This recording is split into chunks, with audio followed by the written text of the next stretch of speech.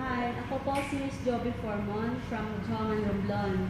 Ang problema ko po ay ang aking myoma. Na-diagnose po ako at nalaman ko po na nasa stage 2 na po siya. But the point po is, siyempre mahirap lang po ako.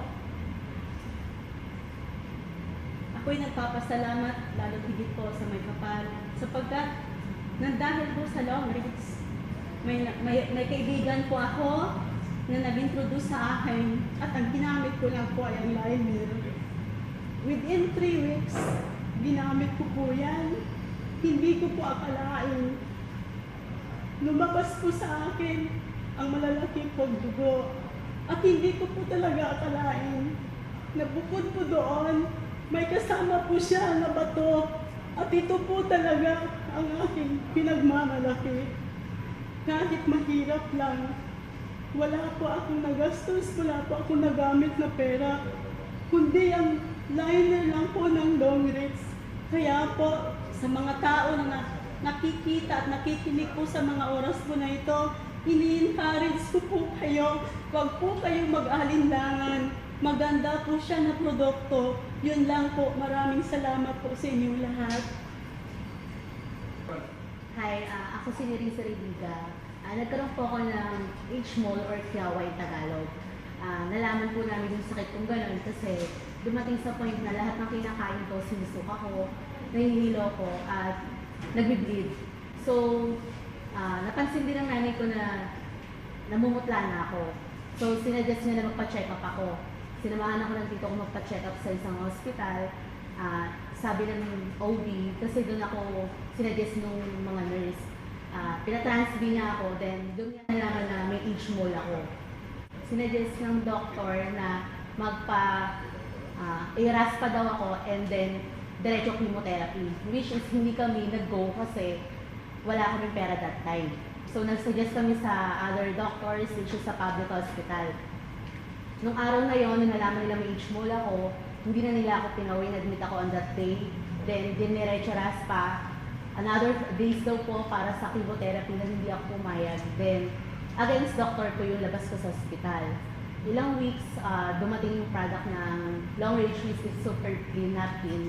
2 to 3 weeks na gamit, may lumabas po na dugo na buo sa akin. As in, ang laking buong dugo. Dire-diretso po yung labas ng dugo sa akin, parang inaagasan ako nung araw na yon. Tapos after po noon, naging normal po yung menstruation ko.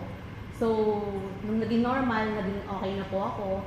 Ilang days po ulit, naging stop din pag-menstruation ko. Nung nagpa-check up ulit po ako sa OB, good news po, wala na po yung H-mole ko. Nagkaroon na po, ang laman na po ng mattress ko is baby. So ngayon po, yun nga po, buntis po ako. Para po sa mga girls na may problema or nagkaroon ng sakit katulad sa akin, sinasuggest ko po na i-try niyo po yung Super Clean Napkin kasi napakaganda po talaga. Wala namang mawawala kung susubukan natin. Basta maniwala lang po tayo na gagaling tayo. Well, dun pa lang sa pangalan niyang long rates, yun na agad. Spells the purpose of this company. Matagal kang yayaman. Kasama ito sa advocacy ko na tulungan yung mga may sakit. At isa sa nagustuhan ko nga rito ay itong Super Clean Magnetic Sanitary Napkin. Sapagkat marami sa mga ngayong mga babae, 70% of them, ito ang problema.